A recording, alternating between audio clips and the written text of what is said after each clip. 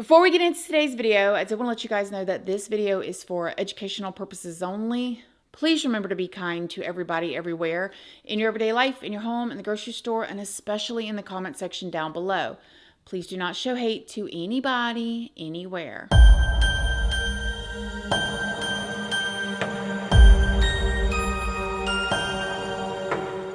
Good morning, my lovelies, my beauties, my friends. My name is Christina and welcome to my channel. If you're new here, thank you so much for clicking on this video. I really hope that you will subscribe, stick around, take a chance in hearing some things that I have to say. And if you are a returning subscriber, y'all already know, y'all are my babies. So good morning, good morning, good morning. How is everybody doing today? I hope you all are having an amazing day. So in today's video, we are going to be talking about a requested case or situation that happened back in 2017 revolving around a young woman named Brooke Preston. Now, there is a Hulu documentary that went out. I want to say loosely based around this situation because we'll get more into that towards the end of this video, but this situation is so troublesome for many different reasons, for the obvious reasons, but also it involves friendship, right? Like really good friendship. Have any of y'all ever had a friend that is so close that they're even close with your whole entire family? Maybe you have a friend like that now, or maybe you used to have a friend like that. You know, that friend that can come over and hang out with your parents when you're not there, or is friends with your siblings or your cousins. They're basically like family too. So it has that element. And it also has this mystery-ish, we'll say that, element revolving around sleepwalking. Now, I don't know if any of you guys have ever known someone that sleepwalks, or if you have ever sleepwalked. I myself used to sleepwalk, and I will talk more about that at the end. So if you guys want to hear my opinion, or you want to hear all that extra stuff, make sure you stay to the end of this video. Other than that, I'm going to do like I typically do. I'm going to tell you guys this story from the best of my ability with the public information that is already out there. Please go do your own research and form your own opinions. But other than that, let's just start at the beginning. Brooke Preston was born on September 1st, 1995 in Pennsylvania. Brooke is the youngest daughter to her parents, John and Nancy, and she has two older sisters named Jordan and Jessica. Brooke's family and friends said that she had big goals and big dreams. They say that she believed that nothing was too hard and nothing was impossible. As a matter of fact, her first tattoo even said that the sky is the limit. Brooke absolutely loved spending time with her family and her friends. She would go to the beach, they would go on road trips, she loved to read, she did gymnastics, and according to her family, she loved everything that sparkled. Brooke was lovingly nicknamed Cookie, and I even saw an interview where one of her family members said that when she was little, she had the nickname Little Princess, and she wanted to be called Little Princess too, because if you addressed her and you did not call her Little Princess, she would not answer. Like, how flip-flopping cute is that? Brooke would go on to graduate high school in 2013, and after she graduated, this is when she moved to Sarasota. And when she moved to Sarasota, she worked on getting her associate's degree in business management from the state college there in Florida. Now, Brooke, again, being very close with her family and having lots of friends, had one really good friend named Randy Herman Jr. Now, Randy was friends with her whole entire family as well. This was a deep bonded childhood friendship. Randy was actually from a rural town called Laceyville. He lived there with his mother and his sister, and his parents had actually divorced when he was really young, and his father was pretty much not in his life. He was in and out briefly, but mostly absent. Now, even though Randy grew up with just his sister and his mom and his dad in and out of his life, Randy really made his family proud. He was actually the first person in his family to ever go to college. So after Randy graduated high school, he went on to go to college, and he was actually studying criminal justice. And while he was studying criminal justice, he was working as a correctionals officer. So to his family, he was literally on the best track. He was doing wonderful. until Randy actually started to get into trouble. See, once Randy got to college, this is when he really started drinking heavily and using substances. Randy's college experimenting with substances got out of hand because he ended up losing his part-time job in 2013 after he got arrested for a possession charge. Then just a few days after he got arrested for this possession charge, he was actually pulled over for a DUI. So he was working as a correctionals officer, going to college for criminal justice, and now getting arrested for possession, DUI. Definitely not a good way to start off your career field in criminal justice. Nevertheless, he continued on that path because the following year in 2014, Randy got his second DUI. And even though Randy was getting into this trouble and seemingly definitely getting his life off of track from the way that everybody thought that it was going to go, Brooke and her sisters and her family still loved Randy. I mean, that was their friend. And as a matter of fact, in July of 2016, Brooke moved to West Palm to live with her sister Jordan and her childhood friend Randy. So now all three of them are living in this roommate situation. In 2017, the following year, Brooke was 21 years old and she was very excited to start working a new job as a radiographer in Buffalo, New York, where she was moving to live with her longtime boyfriend, Brian. So at this point, Brooke she's on the right path. She's 21 years old. She's finished school. She's got a new job lined up. She's got a long-term boyfriend whom she loves very much, and she's getting ready to move from Florida to New York. I mean, it sounds amazing. However, the night before Brooke was to be completely moved out of her house in Florida so she could move up to New York, she told her friends that she was really worried about her childhood friend, Randy. See, Brooke had left the house that she had shared with Randy that night because Randy was acting really strange and making Brooke feel uncomfortable. Remember that I said that because we're going to talk more about that later. So she's getting ready to move. It's her last night. She's talking to her friends saying she's very, very, very uncomfortable and that she's really worried about Randy. The next day after she told her friends that, Brooke actually went back to the house to pick up a shirt that Randy wanted to give Brooke before she left for Buffalo and to say goodbye to Randy. Sadly though, this would be the last thing that Brooke would ever do. At around 9 a.m. on March 25th of 2017, Randy drove to a nearby park and called 911. While Randy is in this park and on the phone with 911, he tells them, "Someone has been murdered. To just send the police. It was me." The cops immediately rushed to the park, and when they did, they saw Randy, and he had blood stains on his clothes, and he had a cut on his hand, and the police arrested him right there on the spot.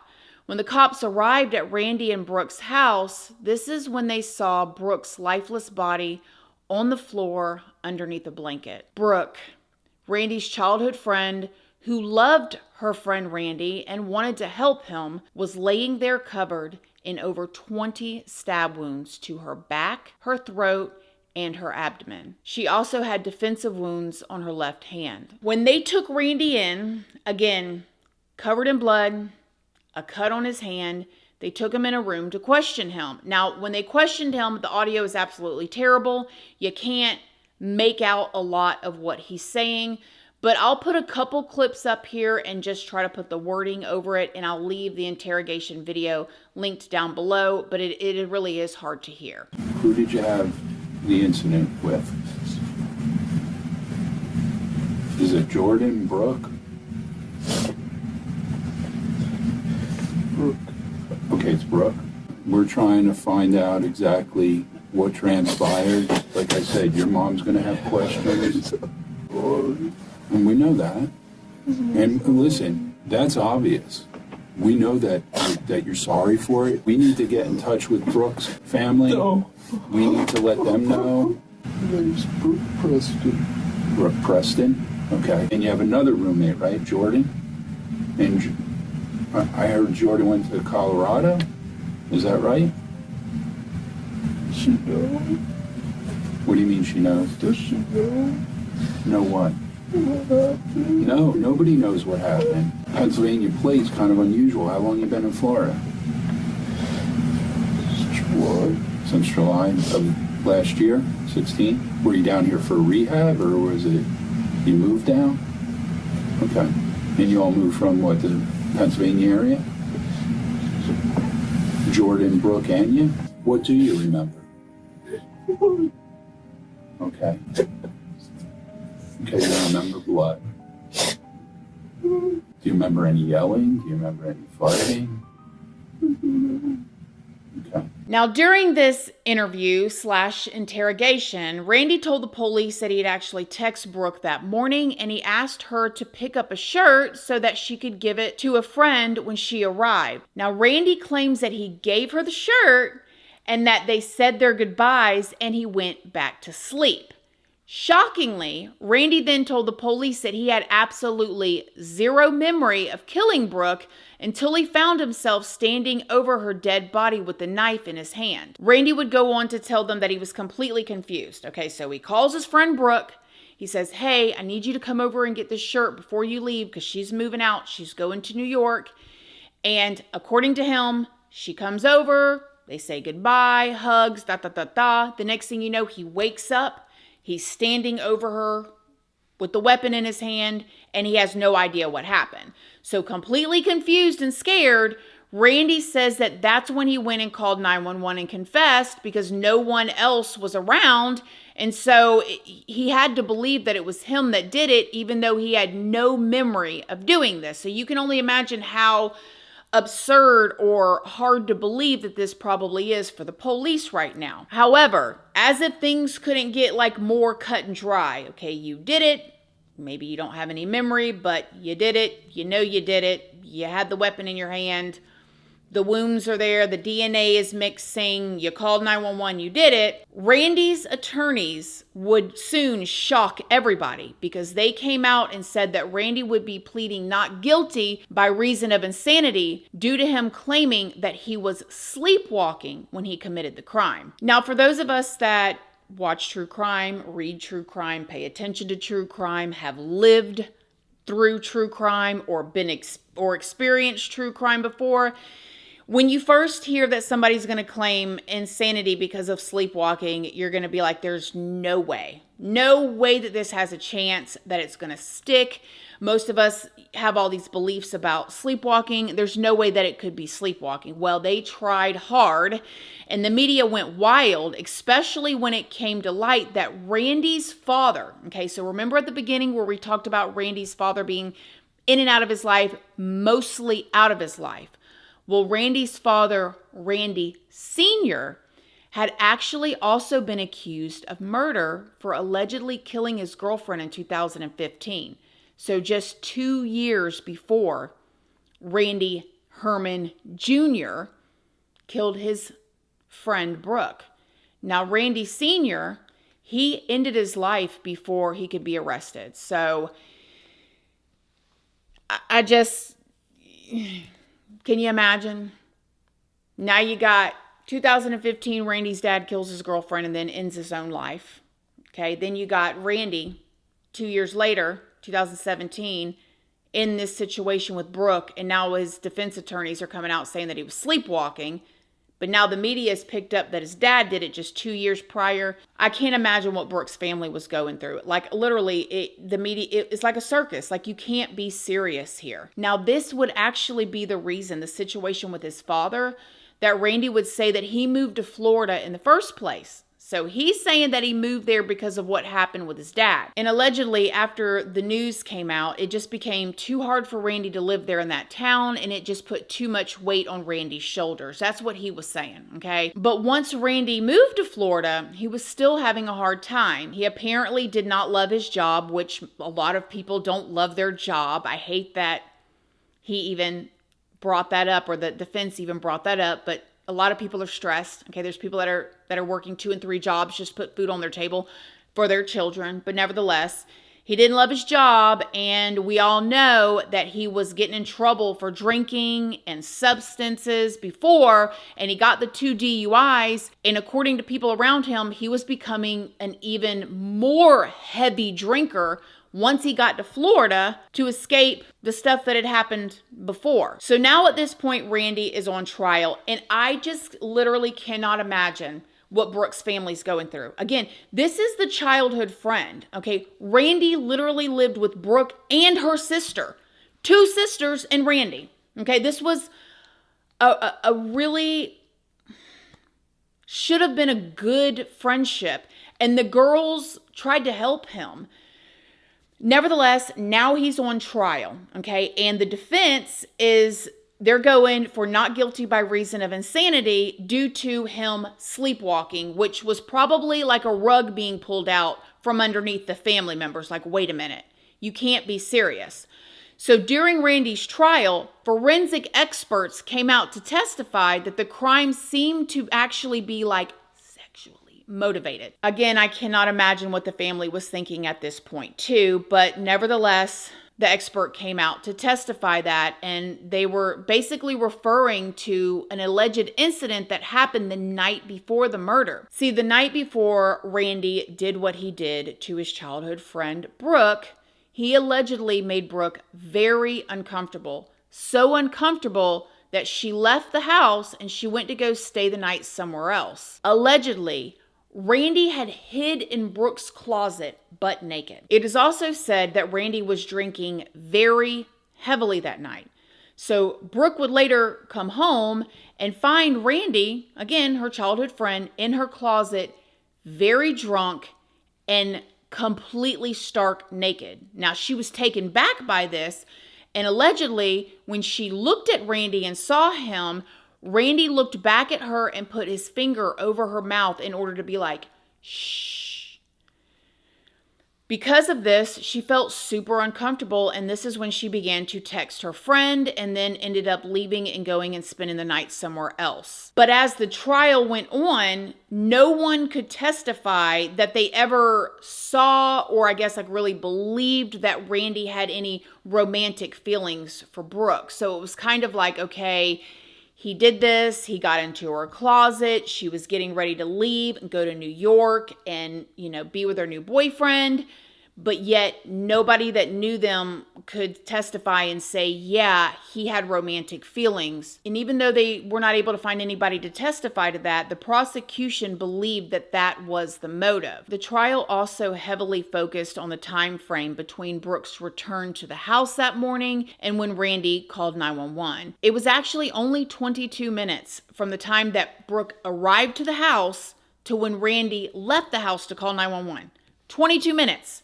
So the prosecution and an expert claimed that there was no way possible that Randy could have woken up long enough in order to give Brooke this shirt and say goodbye, but then also fall back asleep and get in such a deep sleep that he would be sleepwalking. And also, a man was walking by the house and he claimed to have heard screaming at 8:49 a.m., which was only 14 minutes after Brooke got to the house. And this would actually shorten that time frame even more. I mean, come on guys, 22 minutes.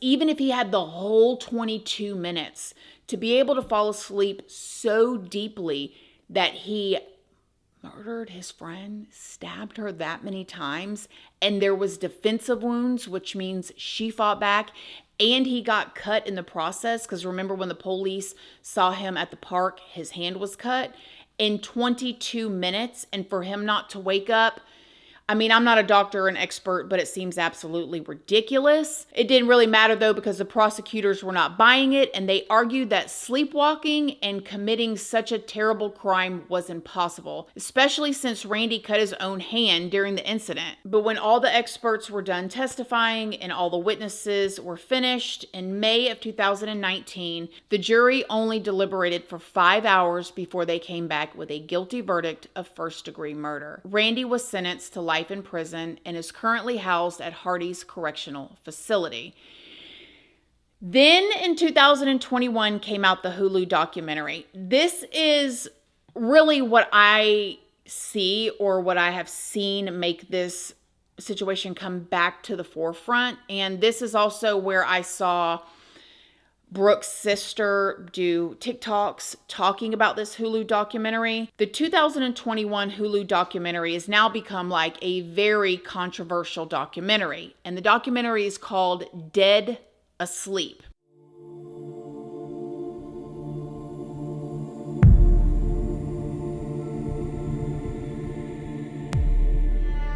This documentary claims to show the case through the perspectives of both the defense and the prosecution side. In it, experts actually suggest that sleepwalkers can actually unconsciously carry out violent acts without waking up, even if they injure themselves, which is absolutely terrifying to think about. So if you've got experts that say that people that sleepwalk can actually carry out violent acts and hurt you and themselves and not even wake up, what does that say for people that sleepwalk?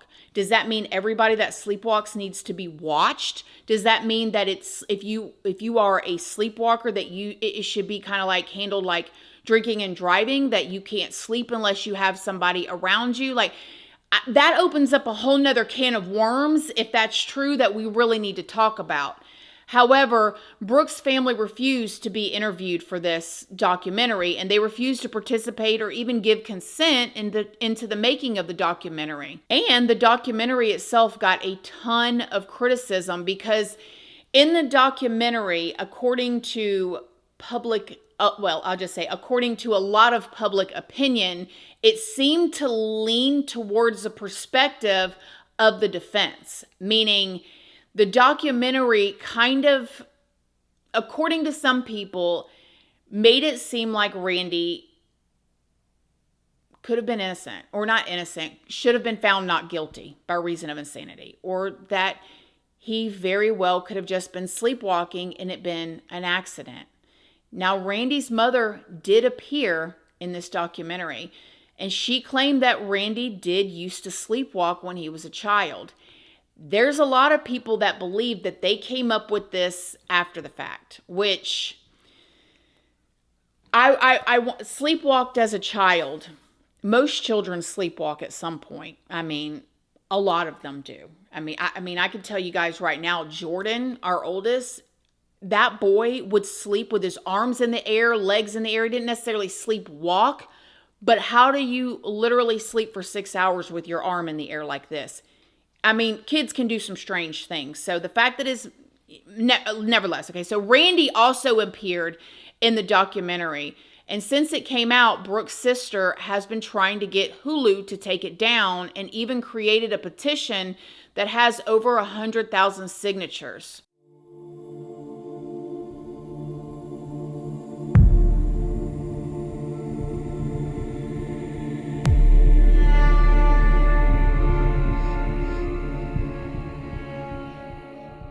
Allegedly, Delta Airlines, because of all of this, ended up removing this documentary from like their watch list or whatever on their planes. So if that is true and if they've stuck with it, that is a win for Brooke's family. But I just can't imagine going through this as a family. Again, so many different elements. One, this being a childhood friend, somebody that they were roommates with, somebody that they tried to help after he got into trouble, somebody that they loved, okay? And then going through the trial, hearing the way that they were going to claim a defense, which was sleepwalking. This is, the victim's family going through all of this. And then for a documentary to come out and really lean towards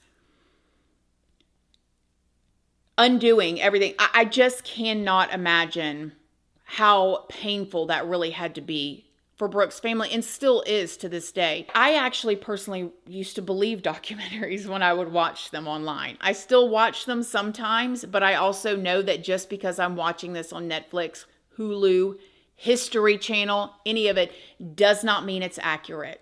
I've seen quite a few documentaries where I'm like, now I know that is not true.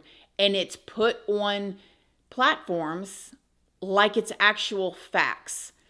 I can't speak to the details or the professional or the expert opinions about the sleepwalking thing because I'm not an expert. But what I do know is that not all documentaries tell the full truth.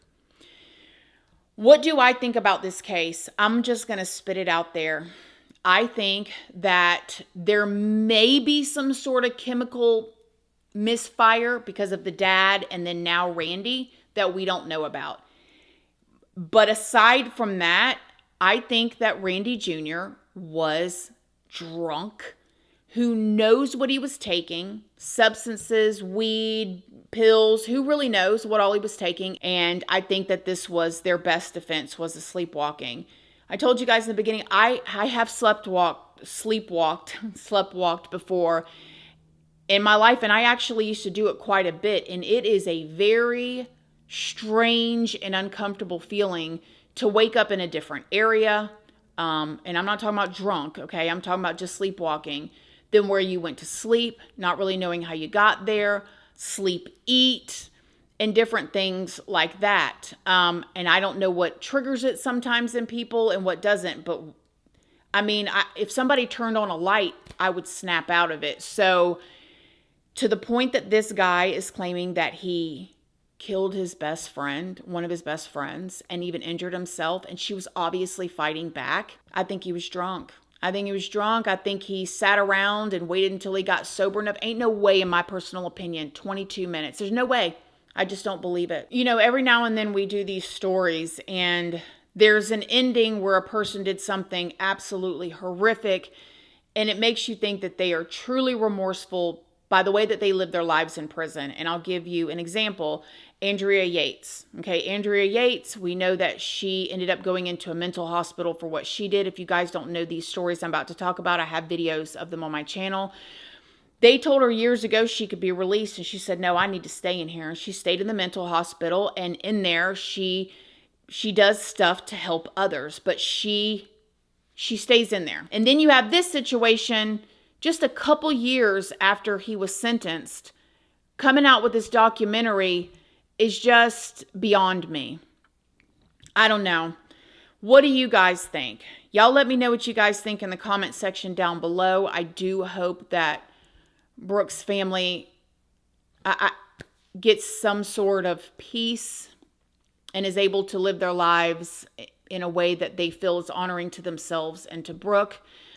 I always feel weird about talking about this at the end sometimes, because it's like, how do you tell somebody that they can heal? How do you heal from that type of wound? I don't know. I hope that I never have to find out, though. You guys let me know what y'all think in the comment section down below. Other than that, I love y'all. Thank y'all so much for watching this video, and I will see y'all in the next one. Love you guys. Bye.